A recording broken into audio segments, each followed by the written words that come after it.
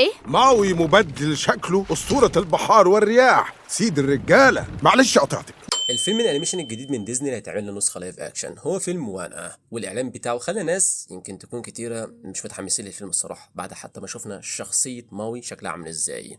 على الجانب التاني في فئه يمكن تكون قليله شويه متفائله بالفيلم، بس خلينا هنا نتكلم على حاجه تانية خالص. احنا هنتكلم على التفاصيل اللي ظهرت في الاعلان، مش عاوزين ننتقد الاعلان او الشخصيات اللي ظهرت لان ده مش موضوعنا في فيديو النهارده، ولو اتكلمت على حاجه زي دي مش هخلص كلام الصراحه، لان في حاجات مستفزه قوي قوي هتحصل معانا في الفيلم ده. فالاعلان هنا بيورينا النسخ الحقيقيه من الشخصيات اللي بنحبها، زي شخصيه ماوي اللي بيلعبها دوين جونسون، واللي اصلا هو كان مأدي صوته في النسخه بتاعت الكرتون.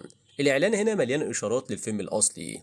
واحده هنا من الاشارات دي بتظهر في الاخر خالص لما بنشوف ماوي بيتحول لسمكه قرش، بس هنا بنتكلم على الجزء العلوي بس من جسمه، زي بالظبط واحد من اظرف المشاهد في فيلم وانا بتاع الكرتون سنه 2016. ولكن هنا في اختلاف بسيط، في النسخة الكرتون كان بيتحول لقرش عادي، اما هنا بقى في النسخة بتاعت اللايف اكشن هيبقى قرش المطرقة، وده هيخلي المشهد يمكن يكون كوميدي شوية وفي نفس الوقت مرعب شوية. تخيل شكله هيكون عامل ازاي. وده اسلوب حلو بيبين ان الفيلم هيحترم الاصل بس برضه هيقدم حاجات جديدة، وده يعتبر كده تفصيلة أولى من التفاصيل المخفية في بقية الإعلان. فلو فاكر هنا بقى إن ماوي راجع لوحده تبقى غلطان جدا. النسخة الجديدة هتجيب عناصر مجنونة من عالم وانا، حاجات ما كناش متخيلين نشوفها أصلا في لايف أكشن.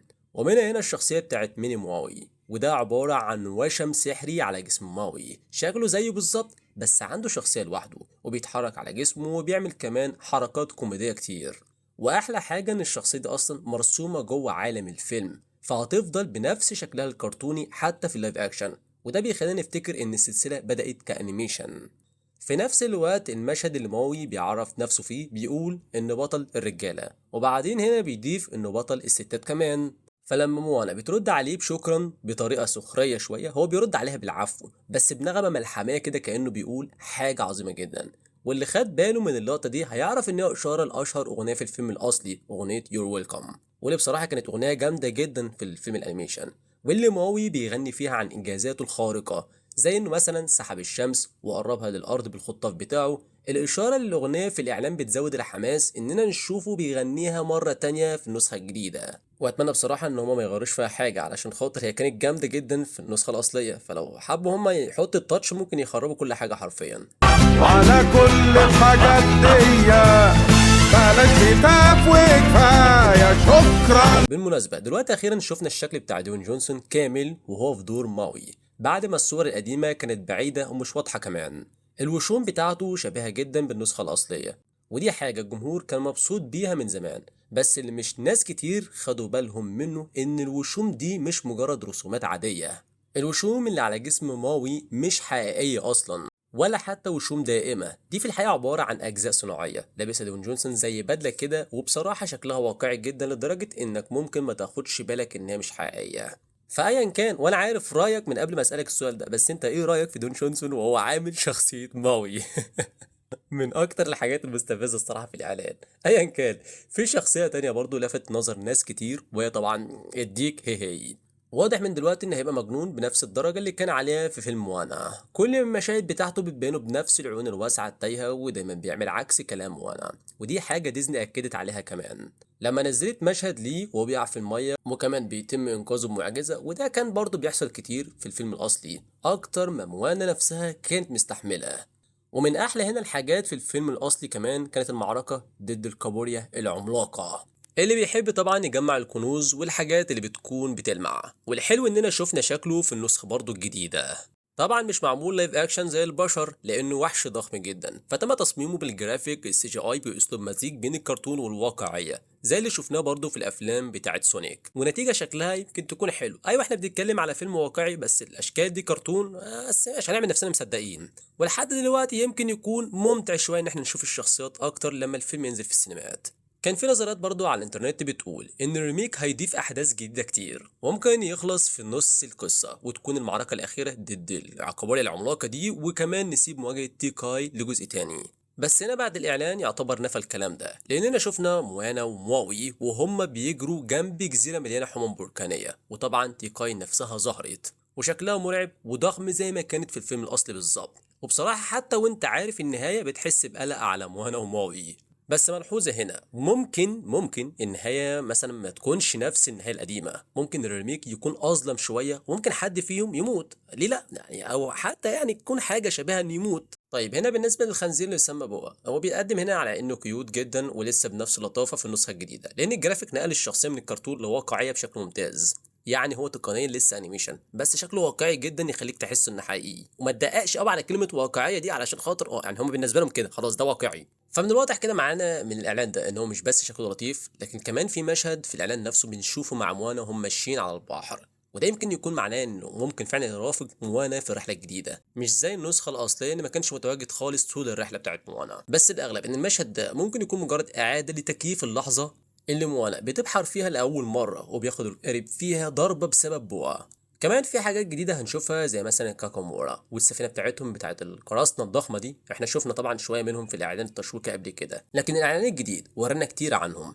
اللي ظهر لحد دلوقتي بيأكد دور الكاكامورا هيبقى زي الفيلم الأصلي، يعني هيحاولوا يهاجموا القارب بتاع موانا وهي هتحاول تدافع عن نفسها، وده هيطلع مشهد أكشن جامد جدا، وفي اللايف أكشن ممكن يكون أحسن وأقوى كمان. وفي تفصيل هنا صغيره ممكن ما تلاحظهاش، في المشهد اللي موانا بتضرب الكاكامورا بالرجل هي على سفينه الكاكامورا ووراها هنا رسمتين متقاطعين، وده يمكن يكون معناه تحذير للكاكامورا ان هم يبعدوا عن المخلوقات دي لو قابلوا اي حد منها، وده ممكن يكون دليل صغير على ان الكاكامورا مش وحوش عاديه زي باقي المخلوقات في عالم موانا، هم في الحقيقه ناجيين وبيسافروا في البحر عشان خاطر الضروره، وده يمكن يكون اتشاف معانا في الجزء الثاني من موانا اللي بيكشف ان الملك نالو طردهم من بلدهم الاصليه. غير الشخصيات الرئيسية والأشرار ظهر كمان والد موانا، شكله العام شبيه جدا بالكرتون، بس في تغيير صغير كده في التصميم، الوشوم اللي كانت على دراعه الشمال في الكرتون اتحركت على دراعه اليمين في اللايف أكشن، تفصيلة بصراحة صغيرة جدا وغريبة بس خفيف لدرجة إن أغلب الناس برضه مش هياخدوا بالهم منها. في جزء كمان قصير في الإعلان بنشوف ناس كتير لابسين زي أهل موانا وبيجروا على البحر زيها، وده يمكن يكون بيدي احساس بان العالم كله هيعيش مع الرحله الجديده بشكل حقيقي وجميل. فاللي اتفرج هنا على افلام موانا الكرتونيه عارف ان الشعب موانا مش بيحب البحر، وموانا هنا الوحيده اللي بتطلع تستكشف البحار، وده بيخلينا نفكر ان المشهد ده ممكن يكون فلاش باك بيورينا اسلافها لما كانوا بحاره زي زمان، وكمان ممكن يكون المشهد من اخر الفيلم بعد موانا مثلا تقنع شعبها يبحروا تاني. اعلان الفيلم بدأ بمشهد موانا وجدتها ماشيين سوا وبيسيبوا وراهم آثار رجلين، المشهد ده هيخلي ناس كتير تحس بنوستالجيا لان ده يعتبر نسخة لايف اكشن لمشهد موجود في الكرتون بالظبط، لدرجة انك تحس كأنهم اخدوا المشهد الاصلي وحطوه في العالم الحقيقي من غير اي تغيير. هنا كمان في مشهد جامد برضه من الفيلم الاصلي اتعمل له اعادة في الاعلان ده، المكان بينفتح على الارض وماوي بيكفس الفتحة، وده قبل مواجهة الكابوريا العملاقة مباشرة. الفتحة دي في الحقيقة بوابة لعالم الوحوش اللي عايش فيها الكابوريا العملاقة، ومن الواضح ان ماوي هيكون شجاع زي دايما ما كان في النسخة الكرتون، ودي برضه هتكون حاجة رهيبة. في مشهد تاني ظريف بنشوف جدة موانا جنب بنت صغيرة، ومن شعرها بنعرف ان هي موانا وهي صغيرة، وكمان بيعملوا نفس الرقصة اللي كانوا بيعملوها برضه في الكرتون. الاعلان ده كمان اكد على موعد نزول الفيلم اللي هو 10 يوليو 2026 في امريكا، يعني قريب جدا، وده يمكن يكون حاجة كويسة للناس المتحمسة جدا للفيلم ده. بس قليل هنا من الناس لاحظوا حاجة، تعرف امتى نزل اول فيلم في السلسله دي؟ لو مش عارف ما تقلقش، كان يوم 23 نوفمبر 2016. كتير من الناس بيقولوا ان الريميك هينزل بعد 10 سنين بالظبط من النسخه الاصليه، لكن لو بصينا كويس هنعرف ان النسخه الجديده هتنزل في اقل من 10 سنين، علشان كده ده يعتبر اقصر وقت بين الفيلم الاصلي والنسخه بتاعت اللايف اكشن.